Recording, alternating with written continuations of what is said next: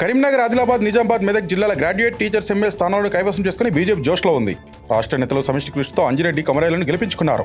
వచ్చే ఎన్నికల్లో అధికారంలో వస్తామని ధీమా వ్యక్తం చేస్తున్నారు. మరోవైపు సిట్టింగ్ పట్టభద్రుల స్థానాన్ని కోల్పోయి కాంగ్రెస్ నైరాశ్యంలో పడిపోయిందని సమాచారం. అక్కడ 7 మంత్రులు, 23 మంది ఎమ్మెల్యేలు ఉన్న అంతర్గత కలహాలు కొంపముంచాయని తెలుస్తోంది. ఎమ్మెల్సీ ఎన్నికల్లో కాంగ్రెస్ ఎన్ని కుట్రలు చేసినా బీజేపీ విజయాన్ని అడ్డుకోలేకపోయిందని కేంద్ర మంత్రి బండి సంజయ్ అన్నారు. మోదీ నిజాయితీ పాలనను ప్రజలు గుర్తించారు. ఇవాళ నోట్ల సంచులు ఓడిపోయి ఓట్లు గెలిచాయి. ఈ ఓటమిని కాంగ్రెస్ కు రంజాన్ గిఫ్ట్ ఇస్తున్నాం. ఈ ఎన్నికల్లో బ్యాలెట్ ఓట్లతో బీజేపీ గెలిచింది. ఈవీఎంలపై ఆరోపణలు చేసే రాహుల్ గాంధీ దీనిపై సమాధానం చెప్పాలని ఆయన వ్యాఖ్యానించారు. ఎస్ఎల్బీసీ టన్నెల్ రెస్క్యూ ఆపరేషన్ కోసం రోబోలను వాడే ప్రయత్నం జరుగుతోంది. హైదరాబాద్ చెందిన ఎన్వి రోబోటిక్స్ ప్రతినిధులు టన్నెల్లోకి వెళ్లి పరిస్థితులను అధ్యయనం చేశారు. రోబోలను పంపే సాధ్యాసాధ్యాలపై వీరు రిపోర్టు తయారు చేసి ప్రభుత్వానికి పంపనున్నారు. దాన్ని బట్టి రోబోలను వాడే అంశంపై సర్కారు నిర్ణయం తీసుకోనుంది. మరోవైపు కన్వేయర్ బెల్ట్ మరోసారి టెక్నికల్ ప్రాబ్లంతో నిలిచిపోవడంతో సహాయక చర్యలు నిలిచిపోయాయి. భూములు అమ్మితే తప్ప ప్రభుత్వాన్ని నడపలేని స్థితికి సీఎం రేవంత్ రాష్ట్రాన్ని తీసుకొచ్చారని కేటీఆర్ విమర్శించారు. గచ్చిబౌలి పరిధిలో 400 ఎకరాలు అమ్మి 30,000 కోట్లు సమీకరించాలని ప్రభుత్వం భావిస్తున్న వార్తలపై మండిపడ్డారు. ఈ భూములు అమ్మడం లేదని అసెంబ్లీ సాక్షిగా చెప్పిన రేవంత్ మాట మార్చారని దుయ్యబట్టారు. హైడ్రా, మూసీ పరిధిలో కూల్చివేతలతో రాష్ట్ర ఆదాయం తగ్గిందని ఆరోపించారు. సీఎం రేవంత్ బీజేపీలోకి వస్తామంటే ఆహ్వానిస్తామని బీజేపీ ఎంపీ ధర్మపురి అరవింద్ సంచలన వ్యాఖ్యలు చేశారు. అయితే ఆయనను పార్టీలోకి తీసుకుంటారా లేదని తన చేతుల్లో లేదన్నారు. రేవంత్ని పదవి నుంచి తొలగిస్తారని జరుగుతున్న ప్రచారంపై స్పందించిన ఆయన, అలా చేస్తే సీఎం స్థాయిలో రేవంత్ చూస్తూ ఊరుకుంటారా అని ప్రశ్నించారు. అటు కేంద్రం విధిలిస్తున్న కిషన్ రెడ్డి అడ్డుకుంటున్నారని రేవంత్ చేసిన వ్యాఖ్యలను ఎంపీ ఖండించారు.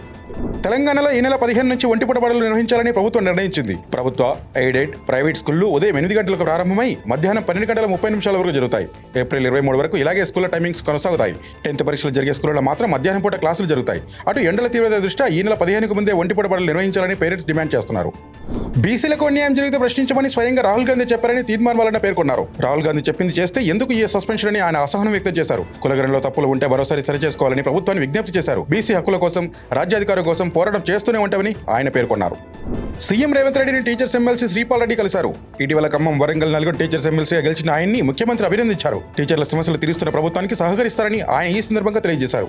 తీన్మార్మల్లైన రేవంత్ రెడ్డికి అత్యంత సన్నిహితుడని మాజీ ఎంపీ మదియాష్కి గౌడ్ అన్నారు. రేవంత్ టీపీసీ చీఫ్ సీఎం కావాలని తీన్మార్మలన బలంగా కోరుకున్నారని తెలిపారు. ఉత్తమ్ కుమార్ రెడ్డి నేతృత్వంలో పార్టీ బలహీనపడుతుందని కారణంగా రేవంత్ కు టీపీసీసీ పదవి ఇవ్వాలని మల్లన కోరారని చెప్పారు. తీన్మార్మలన ఏది మాట్లాడినా దానికి వివరణ రేవంత్ రెడ్డి ఇవ్వాలన్న వ్యాఖ్యలు ఆసక్తి రేపుతున్నాయి.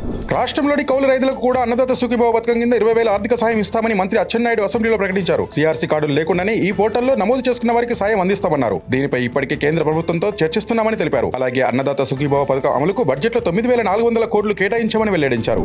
నటుడు పోసని కృష్ణమురళి చుట్టూ ఉచ్చు బిగిస్తోంది. ఆయన అదుపులోకి తీసుకునేందుకు సూర్యారావుపేట, భవానీపురం, మన్యం, పాలకొండ పోలీసులు ఆయనపై పీటీ వారెంట్లు జారీ చేస్తున్నారు. మరోవైపు ఆయన విచారణ చేసేందుకు ఆదోని పోలీసులు కర్నూలు కోర్టులో పిటిషన్ వేశారు. మరోవైపు పల్నాడు జిల్లా నర్సరావుపేట, అన్నమయ్య జిల్లా ఓబులాపురం పోలీసులు కస్టడీ పిటిషన్ వేసే అవకాశం ఉంది.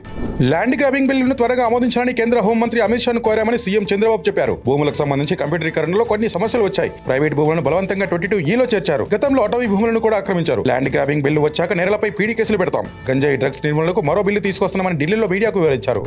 సిఐడి పోలీసులు తనపై నమోదు చేసిన కేసులను కొట్టివేయాలని కోరుతూ డైరెక్టర్ ఆర్జీవి హైకోర్టులో పిటిషన్ దాఖలు చేశారు. రాజకీయ దురుద్దేశంతోనే ఎఫ్ఐఆర్ నమోదు చేశారని ఆయన చెప్పారు. అందులో పేర్కొన్న ఆరోపణలని నిరాధారమైనవని తెలిపారు. సిబిఎఫ్సి సర్టిఫికేట్ జారీ చేశాక 2019లో కమ్మరాబ్జన్లో కడప రెడ్లు సినిమా రిలీజ్ చేశామన్నారు. దీనిపై 2024లో కేసు నమోదు సరికాదని పిటిషన్లో పేర్కొన్నారు. అయితే హైకోర్టులో ఆర్జీవీకి ఊరట లభించింది. 2019లో కమ్మరాజ్యం, కడప రెడ్లు తీస్తే 2024లో కేసు వేయడం ఏంటని ప్రశ్నించింది. సిఐడి నమోదు చేసిన కేసుపై స్టే విధించింది. తెలుగు రాష్ట్రాల్లో జరిగిన ఎమ్మెల్సీ ఎన్నికల్లో బీజేపీ కూటమి అభ్యర్థులు విజయం సాధించడంపై ప్రధాని మోదీ స్పందించారు. ఏపీ, తెలంగాణ ప్రజలకు ధన్యవాదాలు చెప్పారు. ఏపీలో ఎన్డీఏ కూటమి విజయంపై హర్షం వ్యక్తం చేశారు. ఏపీ అభివృద్ధి ప్రయాణాన్ని ఎన్డీఏ కొత్త శిఖరాలకు తీసుకెళ్తుందని భరోసా ఇచ్చారు. విదేశాంగ మంత్రి జయశంకర్ లండన్ పర్యటనలో భారీ భద్రతా లోపం తలెత్తింది. కొంతమంది కలిస్తాని సానుభూతి పరులు ఆయనకు వ్యతిరేకంగా నినాదాలు చేస్తూ కలకలం సృష్టించారు. ఓ దుండగుడు ఆయన కారు వద్దకు దూసుకొచ్చి దాడి చేసే ప్రయత్నం చేశాడు. భారత జెండాను అవమానించేలా ప్రవర్తించాడు. పోలీసులు వెంటనే అతడిని అరెస్ట్ చేసి మిగతా వాడిని చెదరగొట్టారు. జమ్మూ కాశ్మీర్లోని సర్బల్ అనే గ్రామంలో మంచు చర్యలు విరిగిపడడం వల్ల ఏర్పడిన హిమపాతం ఒళ్ళు గుగురుపుచ్చేలా ఉంది. మంచు భారీ ఎత్తున ఎగిసి దూసుకొస్తున్న దృశ్యాలు సోషల్ మీడియాలో వైరల్ అవుతున్నాయి. ఘటన జరిగినప్పుడు కొందరు అక్కడి నుంచి పరుగులు తీశారు. అయితే ఇలాంటి ప్రాణ నష్టం జరగలేదని అధికారులు తెలిపారు. మంచు కరిగి 100 కిలోమీటర్ల వేగంతో పడిపోవడం వల్ల హిమపాతాలు సంభవిస్తాయి. ఇటీవల ఉత్తరాఖండ్లోని ఇలా జరిగింది. తాను రచించిన ప్రపంచ చరిత్ర పుస్తకావిష్కరణలో మాజీ మంత్రి దగ్గుబాటి వెంకటేశ్వరరావు ఆసక్తికర వ్యాఖ్యలు చేశారు. నాకు చంద్రబాబుతో వైరం ఉందని అంటుంటారు. అది నిజమే, కానీ ఇప్పుడు కాదు. ఎల్లప్పుడూ ఒకే రకంగా ఉండాల్సిన అవసరం లేదు. కాలానికి అనుగుణంగా మారాలి. ఉన్న ఒకే జీవితాన్ని ఆస్వాదించాలని ఆయన పేర్కొన్నారు. చాలా కాల తర్వాత ఒకే వేదికను పంచుకున్న చంద్రబాబు, దగ్గుబాటి ఆత్మీయ ఆలింగనం చేసుకున్నారు. మంచిర్యాల జిల్లా బెల్లంపల్లి మండలం శాంతిగని భూగర్భ బొగ్గుగని వాల్ ప్రాజెక్ట్ పర్యావరణ ప్రజాభిప్రాయ సేకరణ కార్యక్రమాన్ని నిర్వాసిత గ్రామ ప్రజలు అడ్డుకున్నారు. ప్రాజెక్టుకు వ్యతిరేకంగా నినాదాలు చేశారు. భారీ పోలీస్ బందోబస్తు నడుమ ప్రజాభిప్రాయ సేకరణ చేపట్టిన అధికారులు అడుగడిన ప్రతి ఒక్కరిని తనిఖీ చేస్తున్నారు. హమాస్తో అమెరికా రహస్య చర్చలు జరుపుతున్నట్లు తెలుస్తోంది. గాజాలో బందీలుగా ఉన్న అమెరికన్లను విడిపించడం, ఇజ్రాయెల్ యుద్ధం ముగించడం కోసం ఈ చర్చలు జరుపుతున్నట్లు సమాచారం. అమెరికన్ ప్రెసిడెన్షియల్ దౌత్యవేత్త ఆడమ్ బోహ్లెర్ నాయకత్వంలో దోహాలో ఈ చర్చలు జరుగుతున్నట్లు వార్తలు వస్తున్నాయి. కాగా హమాస్ను 1997లో అమెరికా ఉగ్రవాద సంస్థగా ప్రకటించింది. యుఎస్ సీక్రెట్ సర్వీస్ ఏజెంట్గా 13 ఏళ్ల బాలుడిని ప్రకటిస్తూ ట్రంప్ ఆశ్చర్యపరిచారు. డీజే డానియల్ 2018లో క్యాన్సర్ వచ్చింది. 5 నెలలు బతుకుతాడని తెలిపినా కృంగిపోకుండా ధైర్యంగా పోరాడి వ్యాధిని జయించాడు. చిన్నప్పటి నుంచి పోలీస్ కాలనీ కలతలో జీవించాడు. ఆ బాలుడి కళను నెరవేర్చబోతున్నానని తాజాగా ట్రంప్ ప్రకటించారు. అతని ఏజెంట్ బ్యాడ్జ్ ఇవ్వగానే సభలో అందరూ డీజే అని అరుస్తూ అభినందనలు తెలిపారు. జయశంకర్ యూకే పర్యటనలో భద్రతా లోపంపై భారత్ తీవ్రంగా స్పందించింది. ఖలిస్తాన్లు రెచ్చగొట్టే చర్యలేని మండిపడింది. జయశంకర్ పర్యటనలో భద్రతా లోపాన్ని ఫుటేజ్లో మేము పరిశీలించాం. వేర్పాటువాదులు, అతివాదులు రెచ్చగొట్టే చర్యల్ని ఖండిస్తున్నాం. వారు ప్రజాస్వామ్య స్వేచ్ఛను దుర్వినియోగం చేయడం విచారకరం. ఇలాంటి ఘటనలపై అధికార ప్రభుత్వం మేము కోరుకున్నట్లు కఠిన చర్యలు తీసుకుంటుందని ఆశిస్తున్నామని తెలిపింది.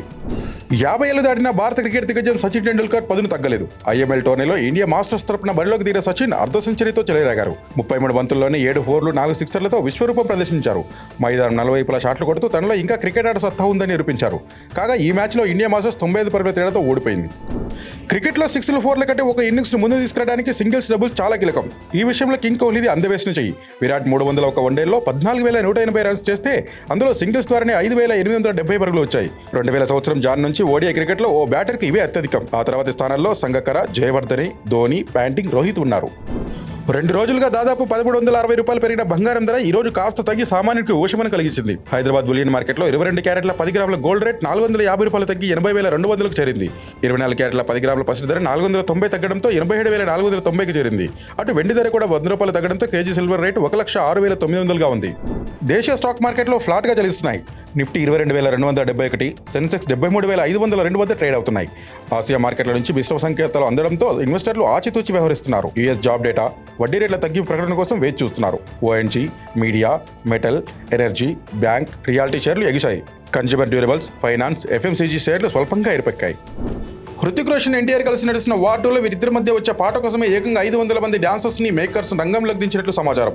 ఈ డాన్స్ లో మునిపెన్నడూ చూడని విధంగా క్రేజీ డాన్స్ సీక్వెన్స్ ఉండబోతుందని బాలీవుడ్ టాక్. యష్రాజ్ స్టూడియోలో ప్రస్తుతం ఈ డాన్స్ షూటింగ్ జరుగుతున్నట్లు తెలుస్తోంది. ప్రీతం మ్యూజిక్ లో రన్న ఈ సాంగ్ బాస్కో మార్టిన్ కొరియోగ్రాఫర్ చేస్తున్న వార్త సోషల్ మీడియాలో వైరల్ అవుతుంది. లేటెస్ట్ న్యూస్ తెలుగు మరియు ఇంగ్లీష్ అప్డేట్స్ కోసం ఇప్పుడే క్యూన్యూస్ అఫీషియల్ యాప్ ని ప్లే స్టోర్ నుండి డౌన్లోడ్ చేసుకోండి. సరికొత్త సమాచారాల కోసం క్యూన్యూస్ వెబ్సైట్ ని ఫాలో అవ్వండి. ఛానల్లో ప్రాంతీయ, జాతీయ, అంతర్జాతీయ వార్తలు వీక్షించండి.